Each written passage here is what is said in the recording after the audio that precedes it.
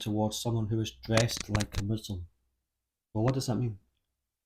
How can someone dress like a Muslim? What it usually means is that they're dressing like Modesty. no. What it usually means is that they are dressing like people who live in particular parts of the world. So it can be someone who's dressed in the full with the Arabs. That's And Arab. that's Arab, but some people think, oh, he's dressed like a Muslim, but he's not. He's dressed like an Arab. But what I notice is that when you go to the mosque or you go in this particular classes, like the Quran classes for the young kids, young teenage boys, they dress in a long thobe. Well, why are you dressing in a long thobe? You're not Arab. But it's how They gave a Muslims uniform. perceive how Muslims, and it's also a myth about how the Prophet Muhammad dressed, which is false. He didn't dress like that.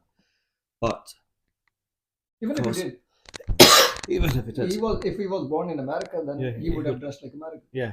So even if he did, yeah, it's because he was an Arab. But people have associated Islam with particular parts of the world and how they dress, which then goes to skin colour, which then goes to facial features.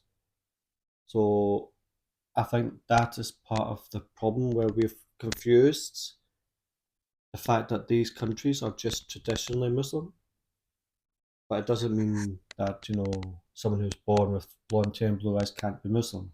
It's just an accident of history that the Quran's message hasn't gone that or didn't go that far.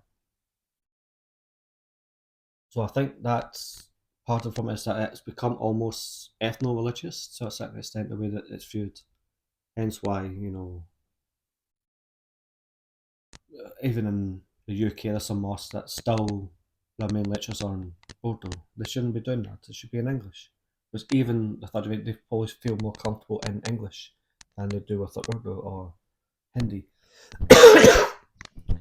With regard to the other thing, I noticed in any community, Sunni, Shia, doesn't really matter. You find mosques that are Iraqi, you find mosques that are Pakistani, you find mosques that are African, and this is just, it's almost like a human needs to be with those who are like you.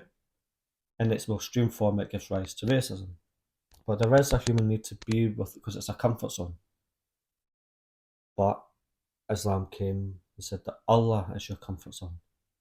Allah is the one that you attach yourself to.